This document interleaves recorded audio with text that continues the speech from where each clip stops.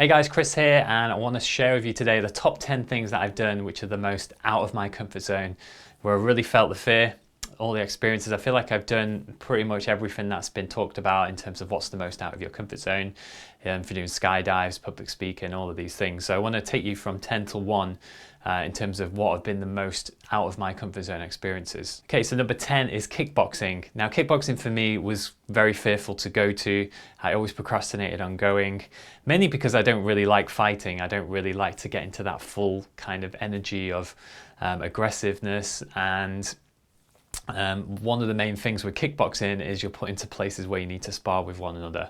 And that's the thing that was very fearful for me when you're coming up with someone who's perhaps got a lot of experience in kickboxing and they're punching and they're kicking you, and it can feel, sometimes you can feel in a bit of struggle. And then there was always the fear of going back to the classes. I remember when I was in Nepal, I was one-on-one with the kickboxing champion of Nepal, and we were sparring for 2 minutes, and he was really going for me, and but it wasn't until I actually got into that energy and really started fighting back that I was really able to push through that fear, and it sort of went completely. So number 10 was definitely kickboxing, was a great one that I encourage everyone to try. Okay, so number 9, I put ecstatic dance. Now, ecstatic dance was something I was a bit anxious about going to. It's very much a free-for-all, hippie kind of spiritual dance where you're just free to dance however you want. And I was always very anxious about eyes being on me, people looking at me, the way I'm dancing. And in this environment, it looks to be no judgment at all, but the main thing is, the lights are on and, you're sober. So it's a lot different to going to a nightclub. And I always found this very anxious because you do exercises like where you have to pick a partner, you have to go up to someone and ask someone to dance with you. And, I've always been very anxious, particularly chatting to girls and sort of getting them to dance. So every time I would go, there would be the anxiety, the feeling of no one would want to dance with me. People would be looking at me, how I'm dancing. I couldn't really get out of my head. But eventually, once I really kept going and I got out of my head and really got into it, I was able to push through the fear. But that was something that always got my anxiety going every time I went. So that was number 9. So number 8 is traveling on your own. This is a very fearful thing to do because you go to another country and you don't know anyone and you're on your own. I've done this numerous times in North America, throughout Europe, and also in Nepal. And every time, it brings a bit of anxiety being in a new city, not knowing anyone. Maybe you're walking around the streets on your own at night. The highlight for me was going to Nepal. I left London and I went with just 2 bags. That was literally my life, and I went there and there was just so much anxiety and fear of, oh my god, have I made a mistake? I remember the next day just looking out the window thinking, what have I done? It feels like I've gone back to like the 70s in terms of the cars they would drive, the simplicity of Nepal, very basic lifestyle. But ultimately, going into that different environment, it did relieve a lot of fear, a lot of stress. The more comfortable you can be on your own in different environments, such as different countries, different cultures, it does bring up a lot of fears, particularly when I went to America and I was in like downtown LA and you're sort of like, oh my God, I watched a lot of movies. Is this guy going to turn around and shoot me? So it's a great way to sort of experience new things and get past a lot of fears. So that was definitely number 8. So number 7 is public speaking. Now, public speaking is up there on a lot of people's lists. It's more scary than death to a lot of people, as it was voted in various surveys. You're up there, perhaps on a stage, in front of people, delivering a speech. You could just be doing a talk on something at Toastmasters, and you're open to everyone looking at you, to being judged, to the fear of you just freezing and not saying anything. And that perhaps might have happened to you in school at or some point where it was quite traumatic. So public speaking does bring up a lot of stuff, and everyone's eyes are on you. But I did Toastmasters, and I've done lots of public speaking courses, and I've done way over 200-300 talks, and it's got to a point where I'm very comfortable speaking in front of people now, and you eventually get out your mind and into your body.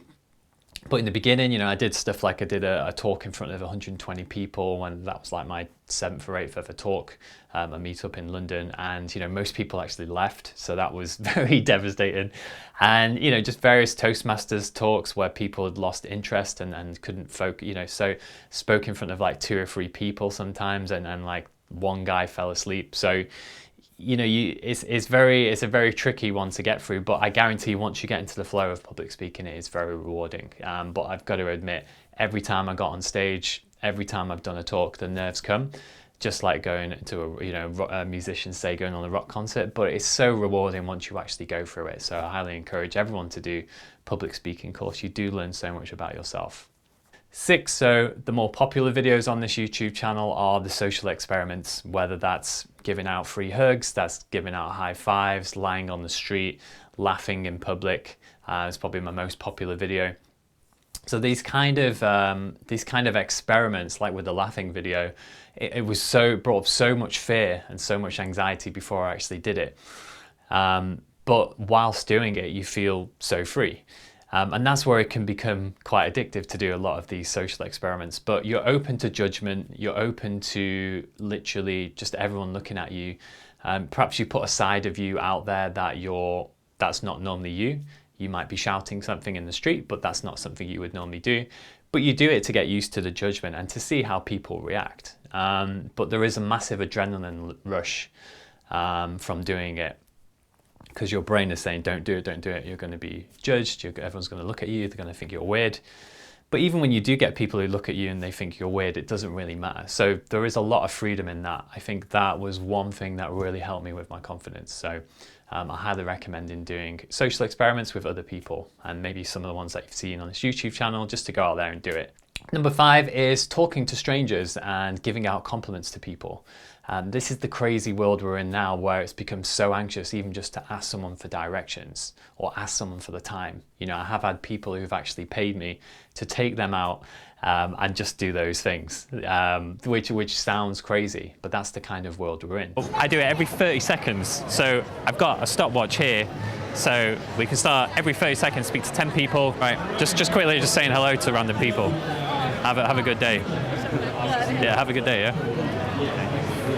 And going through those baby steps can really help you. So when I first got into this, I did a course where it was about going out and meeting women and talking to women in everyday scenarios, giving them compliments.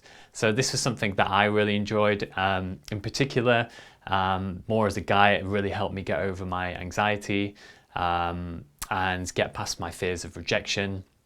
And that started to improve my confidence. The more women I met, the more people I met, it really opened my mind as well, as to, look, I can meet someone anywhere.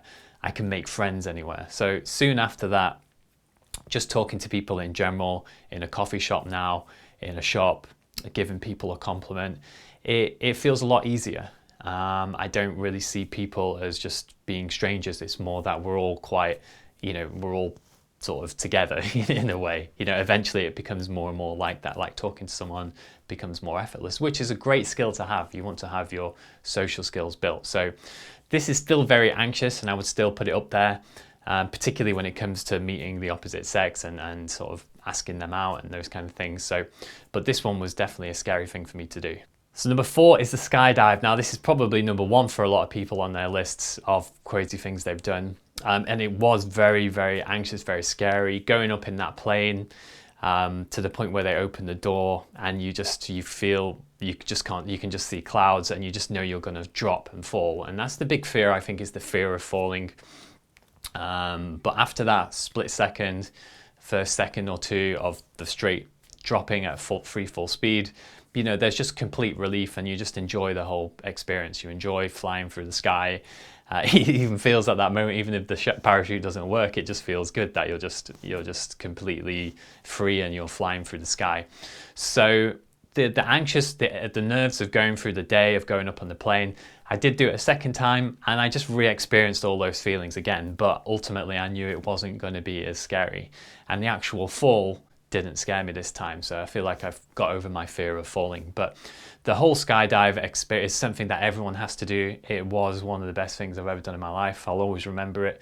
And I highly encourage everyone to give it a go. So third one is stand-up comedy. Now, stand-up comedy, a lot of people will just not do. People respect a lot of people who do it and say that they're brave.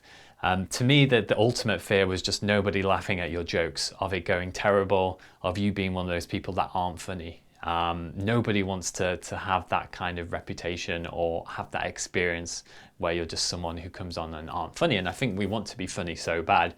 But the first time I did the comedy gig, which after I did a 6-week comedy course, I had some friends who flew, like, who sort of drove from the north of England to London, and I literally had a lot of my friends there. So it made it so much more anxious. I thought, if they're not going to laugh, if they're not going to enjoy it, I'm going to disappoint them. I'm going to it's just I want it to go so good, and just that feeling, I'll always remember that feeling of doing it.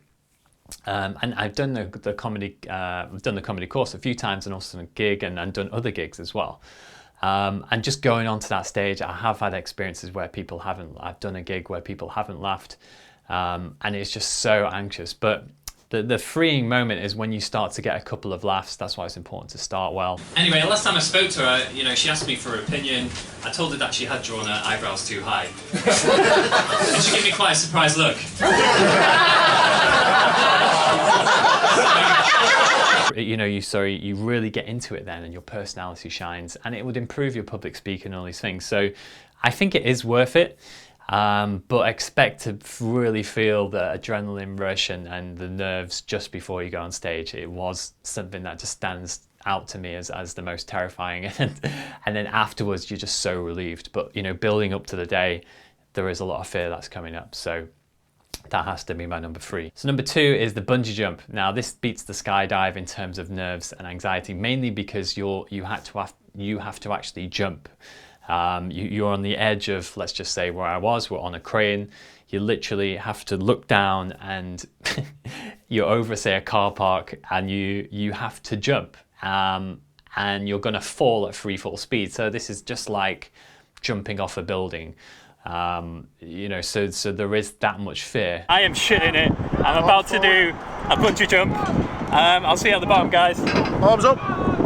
Here we go. 3, 2, 1. But a lot of the fear is actually going up in the lift, as when I was going up. Of course, in the day as well, I remember I was with my friends. I was like, I just couldn't think of anything else. You know, we're talking, but I'm just thinking about the bungee jump. And I think the people that I did it with, we were all really scared. But once you jump, and you feel like you're jumping to death, and a second you start falling, it's like being on a roller coaster, like with a skydive. It's just great. You're just fully present in the moment, and you're sort of like, was I really scared about this? Where was the fear? Why was I so scared? And I always remember afterwards, I've done the bungee jump a couple of times, and both times just afterwards being in particularly the first time, just to have this great ecstasy feel, and for the rest of the week, I just felt like I could do anything. So I highly recommend giving that, but expect your fear really to be felt. So number 1 for me has to be the psychedelic plant medicine, ayahuasca. Now, I've done that a couple of times, and if I was to even do it again, I feel like I would still be in so much fear based on my experiences, of course. But people have different experiences.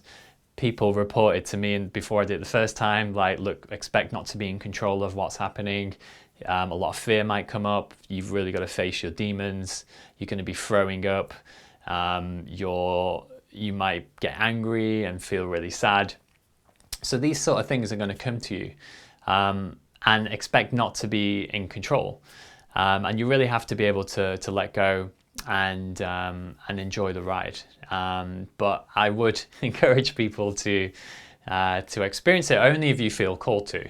But for me, a couple of times when I was really in a lot of pain and feeling a lot of sadness, something we don't really want to go into. Of course, like uncontrollably, but with life as well, you can't help if somebody dies, or, if your relationship ends, these things come unexpectedly. So it gets you to a point where you can just feel emotions and things can flow to you, and you can accept them a lot easier. But expect it to bring it out. Of course, throwing up and being sick is not a thing that we would look forward to, but it all happens for a good reason.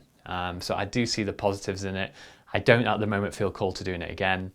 And do check out another video of mine, which I'll leave in the link below if you want to know a bit more about it, and I can share my experience. But if you do feel called to it, expect to be out your comfort zone, expect to feel a lot of fear, especially before you start drinking the stuff and it starts coming on. That's when you really feel fear. It's the fear of not being in control.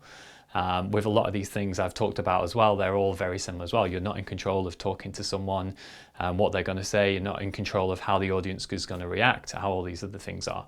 So I hope you enjoyed that list, guys. Let me know what were your favorites, what would be in your list. I've got a blog post on it as well. And yeah, look forward to seeing you in the next video.